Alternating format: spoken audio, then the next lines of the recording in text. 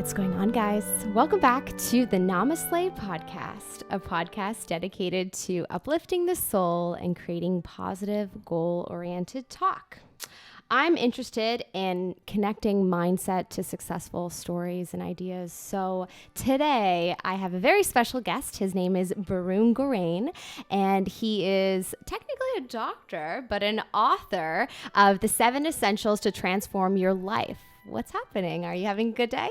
Yes, fantastic. Yeah? It's a beautiful day today. Oh, it is Yes, gorgeous outside, isn't it? Yes, I was just saying to him that I'm absolutely parched. Like, I am exhausted today. It's really, really hot, but I just need to keep drinking some water. And actually, it's funny because that's kind of what your book is all about, right? Absolutely. Can you tell everyone a little bit of a backstory on you and then what made you, write the book? Yes, absolutely. Well, thank you, Melissa, for inviting me here. Well, actually, I am a technical person. I'm a metallurgical engineer. I mean, I know it's a lot of, little words there, but it means that I'm in the technical business of extraction of metals and minerals from ores or rocks, So essentially, I can extract gold or silver or copper, zinc. So that's my expertise, and that's what I've been working all my life. So I'm a technical guy, but my focus in my career has been on technology and innovation, looking at new generation of technologies, bring them to the resource sector. So that's what I've been doing. And so that has been my passion, looking at automation, looking at digital technologies, artificial intelligence in the resource sector. So that's where I have been focusing on. So what really intrigued me is that technology has been a boon to humanity. It has been fantastic. It has given us so much of comfort, convenience. It has given us so many choices. Just imagine, the different ways you can communicate with people all across the world is mind-boggling. But unfortunately, Melissa, what I'm finding is that still a lot of people are depressed. There is a lot of stress at work. I worked in the corporate world for almost 15, 20 years now, and I've seen the stress. Believe me or not, this is not good. And this is not expected. We are expecting technologies to make our life better, but I'm just seeing just the opposite. And on top of that, I'm seeing a lot of issues with health as well, not just the physical, mental, and emotional health. Okay. So that intrigued me is that why is this? The technology is supposed to make our life better, and yet I'm seeing a lot of issues. Now, in my work, I've traveled across 6 continents. I used to travel very frequently, and I used to find the same issues, whether it's the Andes in South America or across the Arctic in Alaska, Australia, doesn't matter where you go, same issues everywhere. So that kind of intrigued me. And on top of that, a lot of the professionals will be asking the question, Barun, I had a wonderful schooling, great education, great career, family, I've made good wealth, but unfortunately, I'm not fulfilled. I don't feel fulfilled despite all this. And all these things are supposed to make me happy. It's not happening. So, and the same question I was asking for myself as well. Why is it that, there's something is missing in my life, So that intrigued me, and that really promoted me to look at, the reasons why we are not fulfilled, why we're not happy, why we are suffering from a health perspective.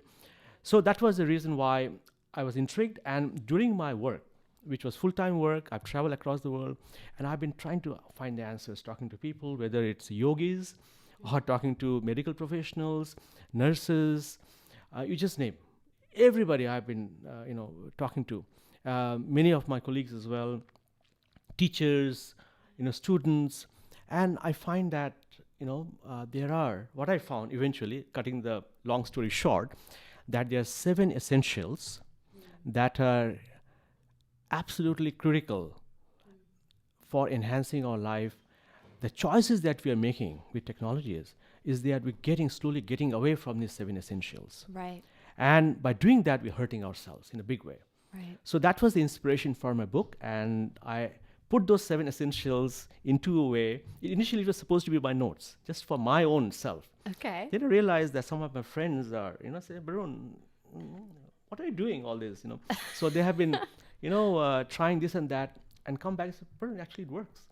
And then my family Awesome. members, my son, my wife, everybody has been looking into that. What is my dad doing? All these funny things. Yeah. He's fasting, he's doing this, he's doing that. So, and I realized that why just me? Why can't I share whatever I have learned? It's not the end all of everything. Sure. This is just the beginning of the journey. Yeah. But whatever I have learned, can I share that Yeah. with like-minded individuals so that they can also, maybe make a difference? So that was the inspiration of writing this book. So here we are with this book. I love it. And could you maybe just tell us a couple of them that, that you found that has really helped create more of a balanced lifestyle? Absolutely. Yeah. Yes. So what this book is all about is these 7 essentials that make life possible in the first place. Okay. Somehow our awareness has gone down quite a bit in terms of bringing these 7 essentials into our lives. Sure. So, the first one, I call it breathing life. Why is that? I've done a lot of fasting. I can live without food for months, What? weeks and months. Yes, and a lot of people do it. I can live without water for a few days. At least some people can live without water for a few weeks. They call it dry fasting. It is possible. But when it comes to breath, you cannot live without, Of course. Yeah. Air or breath, whatever, even for a few minutes.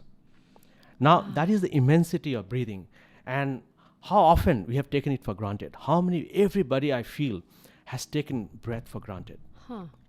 So one of the things I learned from many yogis, I come from the yogi traditions.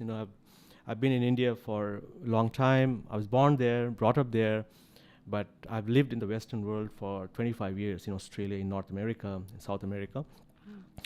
The first thing that yogis teach us is to breathe well. Because breath is the key source of energy for our body. Without oxygen, it doesn't matter how much fats and protein and carbohydrates you eat, you're not going to get energy. So essentially, 80% of your energy comes from prana or Prana, yes. Yes. I've heard Deepak Chopra talk about prana. yes, which is basically life energy, Right. which comes from breathing. Obviously, I don't want to go into the details of prana. It is not just oxygen and air. There's much more to it. Yes. But essentially, we need this to really maintain our life. And one thing I'll tell you, Melissa, which is really interesting, is only one thing that will ever live with you is your breath until your last breath. Interesting. Everything Never thought may of not that. live with you, may or may not, but breath will live with you until your last breath. Isn't it important for us to make sure that we understand what breath is Yeah. and make this part of your, Sure. life? Well, it's like not a coincidence that when you're really feeling super anxious and then Yes. you'll breathe in, hold your breath, and then breathe out, and you do that a few times, that suddenly, you feel Yes. better. Yes, exactly. And a lot of people I know, they like running, jogging. And the reason why they feel good after running is because they have got a lot of oxygen in the body, Sure. prana or energy in their body. So that's critical. So that's why I have put together 7 different ways of bringing life force into our bodies. Okay. Wow. So- Okay. I have a personal question for you. Okay. Maybe you can help me. Okay. So, I mean, it could be my diet, could be that I'm not getting enough exercise or something, but I am quite active and I'm quite a healthy eater, but I don't eat meat. Okay. And I don't and then there's days where I don't eat salad. So I think that, well, if I'm not eating meat, I'm not eating salad, I'm actually probably not getting any nutrients that day. Right. So, I do find that I my whole life, even when I did eat meat, I was constantly chronically tired. Yes. People, like, I was notorious for falling asleep in class all the time. Like, I was just exhausted. And so as an adult, I've kind of thought, oh, maybe I have like chronic fatigue syndrome or something like that. Yes. But I've just always, I can sleep anywhere. Like you put me somewhere where I can fall asleep. I can fall asleep in 5 minutes. I've just always been that way. Have you done any research on that, or know any tips for people that might be like that? Actually, what I found that I'll go into that as well. Great. So, and I strongly feel that the first essential, which is breathing life force, has to be part of us. We should be aware of it day in, day out. And there are a lot of breathing techniques, which I have also talked about in my book. Great. And I've just picked some very basic ones for us to just start. See, our lung capacity, as we grow wiser and older, but our lung capacity, goes down, unfortunately. Sure. And that's because we do not pay attention to our breathing patterns. For example, the way we move our hands our breathing patterns will change. For example, like this, for example, do like this. Okay. With your palms up. Okay. And breathe deeply. Tell me, where's the breath coming from? From your chest or from your diaphragm? My chest. Okay, now put the other way. Now breathe.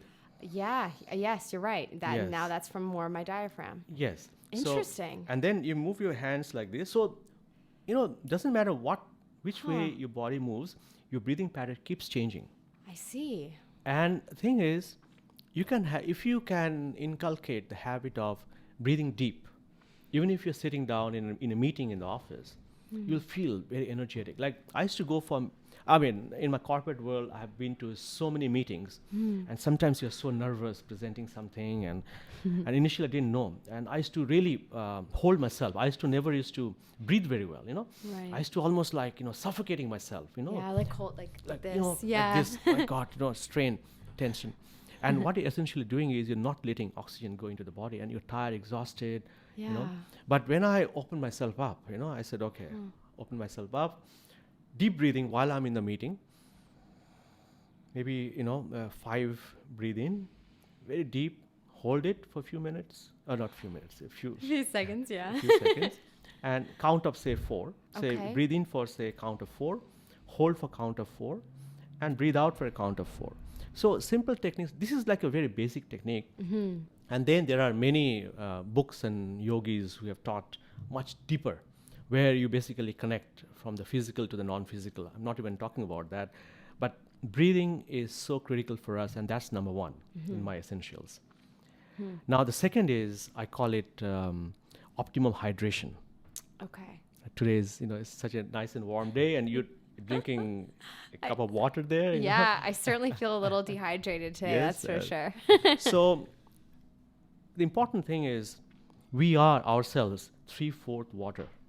Right. Composition of ours is 3/4 water. I actually do know this. I was trying to figure out because I always thought it was 80%. Do you know the percentage? It could 60? be, it ranges on how hydrated or dehydrated you are. Of course it does. That was a silly question. 75%, I've seen numbers anywhere from 70 to 80%. Okay, because I saw something 60 yesterday. Somewhere someone said 60 and went, what? I swear it was higher.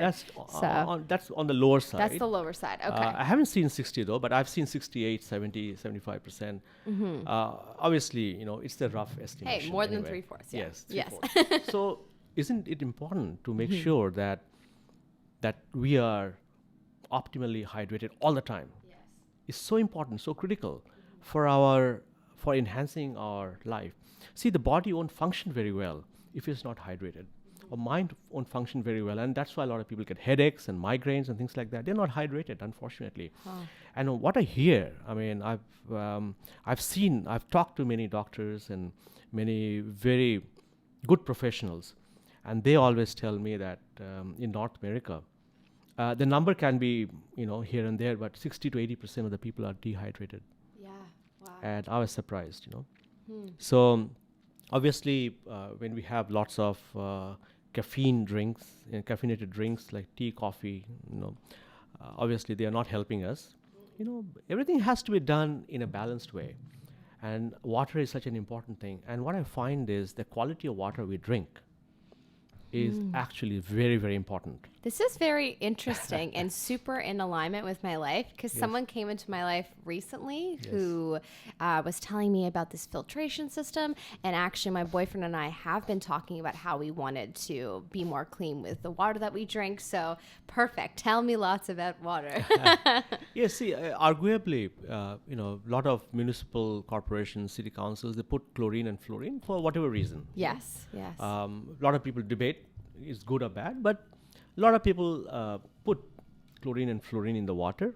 And I don't want to go into that debate, Yes. All I want to do is excessive chlorine and fluorine is not good for us. Of course. You can smell the water, Yeah. It's You not, can. The tap water, you can smell it. and it's not gross. pleasant. No. That's my personal preference. I don't like chlorinated, fluorinated water, Yeah. and I remove it. So when I was living in Toronto, in my house, which I sold, I used to have all house filter. Wow. So I feel that filtration is very important. If you don't use filtration, your body becomes the filter, Of course. Yes. That makes sense. and that is not the best thing ever. So Right. that's not very good. Wow. So anyway, so it's very important to be very aware of water, and water has got some amazing properties. It is the only element or compound or entity that's is found in 3 different phases. Solid, liquid, and gas, right? Of course. Yes. Water, ice, and Bringing all, me back to science class. yes. So they all have different properties, and it's very, course. very important to understand that water actually is very conscious. And there are a lot of research that has been done, and Dr. Emoto's research in Japan is very famous. Oh, one. I have one of his books Beautiful. about sending different vibes to water and seeing it react Yes. in different ways. Oh, yeah, it's incredible. And in every culture you go to, and especially in my Indian culture, water is revered. When you drink water, you just don't drink water as if, Yes. you actually pay a lot of attention to the water, revere the water, and drink it. Imagine, and the water tastes different, in my opinion. Yeah. Tastes different, and it has a different properties in terms of in fact, it also has healing properties as well, if you drink the right way. So it's very important not just to drink the right quality of water, how you drink it, that's also important. And I've also given like 7 different ways of bringing structured water into our. Structured water means water can be unstructured for various reasons. In the nature, if you go and drink spring water, in fact, I was in Quebec just two weeks ago, near Montreal, about 1 hour. It was the yoga Shivananda Yoga Ashram, and they've got beautiful spring water Wow. coming there, and the water tastes so good, beautiful. And interestingly enough, me and my wife, we were actually trying to fill the water in our bottles, and then this guy, really a strong looking guy, comes in, and we just on the same tap trying to collect the water, and we say, oh, such a beautiful sweet water. So, wow, this water is magic to me. I said, what happened? You know what, I'm diabetic, he told me, that guy. I'm diabetic, and look, this is what I have. Like, he had this something inserted on his arm, and he measures his blood sugar level all the time. Yeah. And he showed me that he used to be 14 or 15 reading, and by drinking this water, it went down to 7 or 8. He says there's magic in the Wow. water. So yes, I mean, the point I'm trying to make here is water, spring water has a magical property. It has properties, and if you see the structure of the water, is actually very structured, beautiful crystal form. A lot of images have been taken, and a lot of people have done research on it. But the tap water which comes in, basically water has been constricted, it's like, Sure. and then that water has a different property. Right. So now there is a lot of researchers have been trying to structure the water. For example, even if you take a filtered tap water, what you do, they have got some vortexing. They actually make a vortex out of the water, and it structures the water, and the property of the water actually changes slightly. So this is something, and I put together some of the research work, and some Austrian researcher has done some work on that, and many others. And there's a book called The 4th Phase of Water. We talk about 3 phases of water. It's by Dr. Paul Pollock, and it's an amazing book. A lot of the properties of water, ice, snow, we can't explain. But his book does that extremely well, because there's another phase of water called the 4th phase of water. I don't want to go into the technical details of it. All I want to say is, if you can bring more awareness to water when we drink, automatically you will try to find the best way to optimize your hydration. Wow. Okay. Important. You know what? I don't doubt that, because it's just interesting that I'm not really like religious or anything, but I'm quite spiritual. I'm very open. I love to learn. And something that I started doing recently is saying, grace before I eat, because I don't know, I've been feeling like maybe getting into an attitude of gratitude, being in that vibration and being grateful for it. I don't see any harm in doing that. And I feel like if anything, it could actually help raise the vibration of what I'm eating. I'm not sure, but it's something that I've been trying, and I do feel as if I feel like I enjoy my meals more now, and I feel more full afterwards. It's just something I'm journaling about, trying to be a little bit more aware of. But absolutely, no, this is a great thing. And also, when you go into the shower or go for a bath in the lake or the ocean, just if you just feel it, it just transforms the way you experience the whole. So I think it's very important to be able to appreciate and revere water wherever you are, whether you are walking or swimming in the lake or having a shower at home, is very, very important. That's my expression. And I feel this, I've seen this many very I'd say very healthy individuals, not just spiritually but in general, very healthy individuals. They drink their water, even they drink the wine very, very in a very what do you call it, they really enjoy what they're doing. I think that's the whole point I'm trying to make here, is be aware and enjoy even drinking water. Yeah, like mindfulness eating, mindfulness drinking as well. Yeah. Wow. Exactly. From doing a little bit of research on you, I saw that you're a big believer in being barefoot in the ground or in the soil or on the grass. What is that all about? Why do you believe in that? I mean, I can see it and I can totally understand it, but for everyone else listening, that's interesting to me. That's the third essential. Oh, is it? Yes. So that's called bringing cosmic energy into. So first I talk about breathing life force, which is air essentially. Okay. And second is water. And the third is bringing cosmic energy. These are free, what do you call it? These are, nature has given it to us for us to enjoy, for us to really make ourselves, wholesome. Yes. And be healthy, be prosperous, and to have a very vibrant living. Yeah. So the third one is cosmic energy, the earth that we walk on, we live on, the sun's energy, the moon's energy, the star's energy. Energy is emanating from all these different cosmic fields. And it's very important because we are part of the cosmos. Yeah. We are not individuals. Unfortunately, that's how it's becoming. We think but to be connecting with the sun, to be connecting with the earth's energy is actually very uplifting, very, very uplifting. I learned this the hard way because I used to travel a lot, as I mentioned before. 14, 15-hour flights, from say North America to Australia, and you are jet lagged. Then I realized what's going on, and then I realized that I'm not connected with the nature, So what I do, I used to say before I even go to the hotel, or sometimes after, as soon as I check in the hotel, I'll go for the nearest park or somewhere.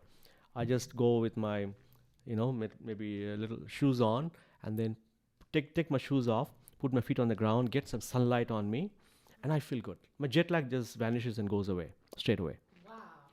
So what's happening is there are a lot of technical aspects to it as well. I don't want to go into that. And a lot of books written on that as well. One of the book I really like is Light Medicine of the Future. Okay. So I've written that in my book, and and there are many other researchers have done work on putting foot on the ground, barefoot on the ground. Even getting energy, sun's energy through the eyes in different ways. Even the vibrations we live in. For example, if you live in a office or work where you're getting very erratic vibration, noise from the cars, and if it's not pleasant, it also impacts in a big way. And for example, if you live in a place where there's beautiful music around you, your state of mind is different. So these are all energies. So that's the third essential, is to make sure that we connect with this cosmic energy, which is available to us free. Go and get some sunlight. We are so afraid of going to the in the sun, and I've seen researchers saying clearly that there is which is very interesting, that many countries around the world, they've got vitamin D deficiency. Right. Including Canada. Well, I mean, it makes sense when everyone's on their phones and inside or playing video games or watching TV, and, no one's outside. Yeah, it makes sense. And interesting, in Australia, I spent a lot of time in Australia, And also Arizona, I've spent some time in a center called Tree of Life. Where Oh, I've heard of this. Yes, Yes, I Dr. have. Gabriel Cousins. Yes. I can't remember why I was looking that up, but maybe, do they have a retreat? Maybe that was what it was. I've heard of this completely. Interesting. Yeah. Oh, it's tied in with the Japanese guy, the Emoto guy, isn't it? The Tree of Life? It's not. I mean, he's more into raw food, vegan. Oh, okay. And also, they do a lot of fasting. And Dr. Cousins has written a lot of books on conscious eating, spiritual nutrition. Is it tied in with Reiki? No, The it's Tree not. of No. I He himself is a 100% know of it. He was a medical doctor, but he also has a lot of beautiful wellness practices. Okay. And so what I realized that in Australia, in Arizona, many places, people have fair skin, but they spend a lot.